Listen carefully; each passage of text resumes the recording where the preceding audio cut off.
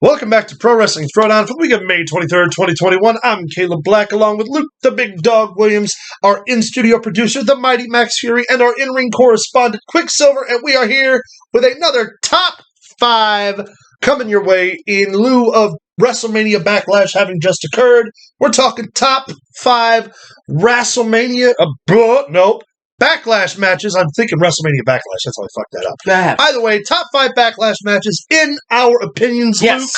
In no particular order. What's one of your top 5s? All right. Well, actually, mine are going to be in order. All right, let's hear it. My number 5 would be from Backlash 2000, and it would be Kurt Angle comes to the ring, and he's cutting this big, long, scathing promo, and he's going to wrestle the Big Show. Uh-huh. And all of a sudden, the music hits, and it's when it comes crashing down, and the showster comes out. Yeah. And dressed as Hulk Hogan. The Big Show comes out dressed as Hulk Hogan. It was only like 2 minutes and 36 seconds long. But seeing him come out and hulking up, with the most god-awful wig I've ever seen in my life, it ranks in my mind as one of my top 5. My top 5 is, let me look at the date real quick. It is, where is it? Backlash 2006, Vince McMahon and Shane McMahon versus the tag team of Shawn Michaels and God.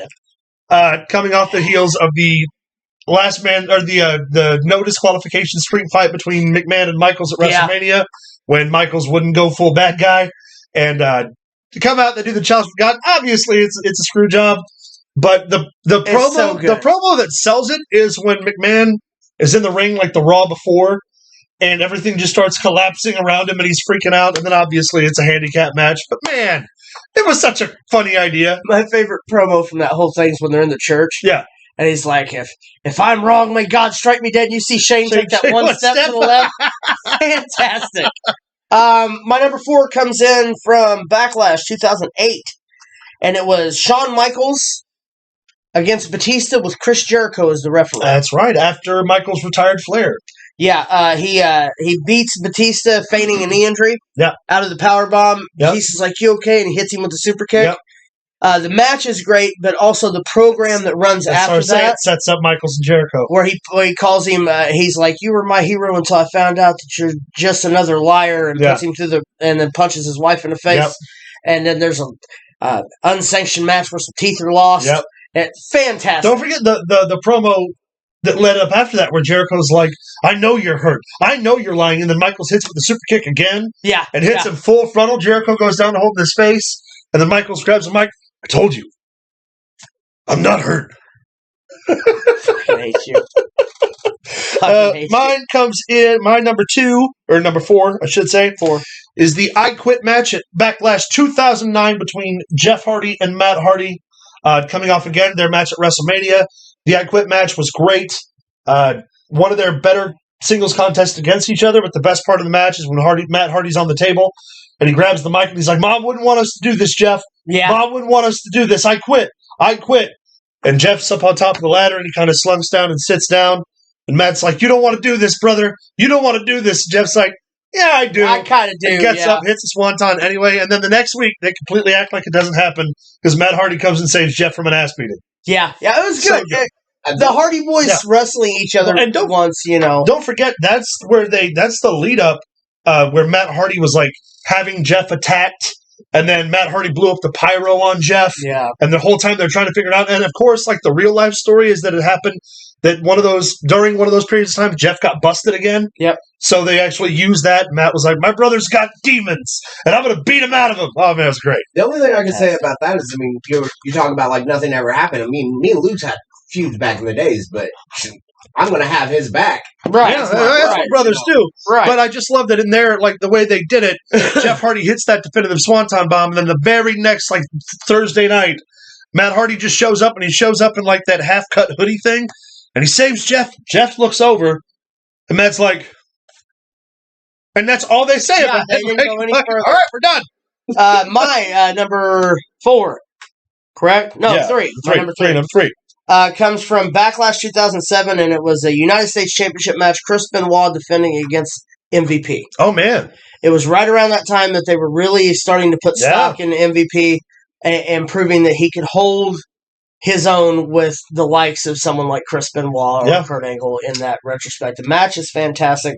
To go 13 minutes with Chris Benoit in 2007 is saying a lot. Agreed. My number 3 is Randy Orton and Mick Foley in the hardcore match they had at Backlash in 2004. Dude. Following the tag match with The Rock and Evolution. So good. That's when really, like, Orton at that point in time had been doing a lot of the pretty boy blue chipper cocky heel. And that's where they showed, like, Orton was a tough SOB. Going up for the RKO, getting fucking the thumbtacks. Oh my god, it was so good. And not only the match, I mean, the match was fantastic, don't get me wrong. I vividly can watch it in my head right now. But the thing that stands out to me in that feud is when fucking Randy Orton spit in his face. He's got that big goober on the side of his face. You remember that? Yep. I was like, I don't give a fuck how much kind of money you gonna pay me. Ain't nobody gonna spit in my face like that. Foley's cool, man. Now, remind me, that was the match where Mick Foley and Orton were fighting, and Mick went and grabbed the lighter fluid and Barbie. Yeah. And before he set it on fire, Mince comes out and he's like, "Don't you do that. Yeah. If you do that, you're fired." Then he lights the motherfucker on fire, but then turns around. RKO. Yeah. Great match. My number 2. Let's hear it. Is from Backlash 2002, and it's Triple H defending the Undisputed Heavyweight Championship against Hulk Hogan. Yeah. Hulk Hogan's big return to, it was right after he had turned back to being the red and yellow Hulk Hogan from the NWO thing against The Rock. Yeah. At Mania, comes in, the crowd's uber behind Hogan. Triple H does a fantastic job of selling everything that Hogan does to him like he is the almighty. Yeah. He's working. The match was great. The leg drop, the pop from the crowd, fantastic. Stands out in my mind as being probably one of my most remembered Backlash matches. My number 2 is Triple H and The Rock at WrestleMania 2000 for the world title. Backlash 2000. I keep saying WrestleMania. I'm sorry.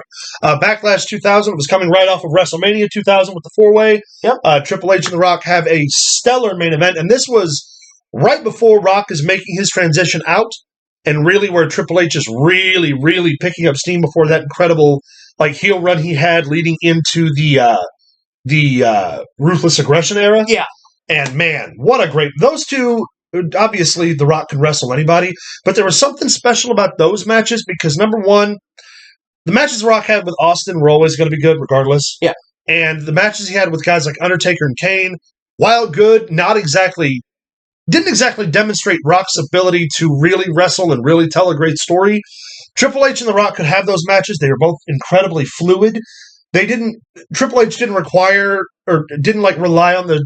I don't want to say shtick, but Austin was established at the time. Right. Austin could do no wrong. Right. Triple H and The Rock had to work for those matches. That's what made that match so good at Backlash. My number 1 shouldn't be a surprise to many, but is also kind of controversial in a way. Sure. It was my my PWT match of the year from last year. Sure.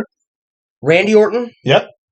Edge. Yep. The greatest wrestling match ever. Oh, yeah. Yeah. For a I didn't even think to put that on my list. It wasn't really a cinematic match. It was shot cinematically. Yeah. But the Howard Finkel introductions at the beginning, the pure wrestling that took place during it, there wasn't a whole lot of, there was no hardcore spots. It was all pure wrestling for 45 minutes with no crowd, and you didn't need the crowd. Yeah. That was before they piped in, that was the first time they piped in sound. Yeah. Into it, but it was so... The Finkel introduction gets me every time. It was so perfect. Yeah. I could have asked for something better than that. Yeah, I agree. From beginning to end was great. Edge, of course, getting hurt during the filming of the thing, which kept him out till January of this year. The match was flawless. Yeah, I don't disagree at all. My number 1, again, controversial for a very different reason. Chris Benoit, Kurt Angle, Backlash, I think 2001. Let me double check the date here. Backlash 2001 in the Ultimate Submissions match. Yes. Comes right off of their... Remember, their WrestleMania program was announced a week before WrestleMania. Yeah. When Kurt Angle had come out to the ring and talked about being the greatest technical wrestler in the world. Benoit then comes out and is like, well, I don't think you are. You're going to wrestle me. They just announce it. They go 13 minutes at WrestleMania, whatever, but that whole build up to the Ultimate Submissions match, and the entire match is just two technical fucking pros. Now, catch me if I'm wrong here. I don't believe I am. The match that they had at Mania was the one where Jericho was in it as well, and Kurt Angle dropped both titles at Mania that year at 17. No. They had the two fall. You sure? I'm pretty sure, because then when he come out, it was because the leading up to this match, he wrestled Benoit in a singles match because they just announced it the week before at Backlash. At the WrestleMania before that Backlash. Angle just talked about all of it on his podcast. Okay, because I think WrestleMania 17 would have been 2001. Go ahead and keep talking about your match, though. I'll look it up. Let's take a look real quick while we're at it. Be sure to follow us all of our social medias. What is it, WrestleMania 2001? WrestleMania 17 is what 2001 would have been. All right, let's take a look. WrestleMania 17. Yep. Or X7. Rock and Austin. Production, events. Let's look at the matches. Yeah, don't forget to No, we're going to first match was Jericho and Regal in an Intercontinental title match. Okay, so that would have been WrestleMania 2000 that they did the double title draft? I guess so. Because the fifth match pitted Kurt Angle and Chris Benoit in a singles match. Okay.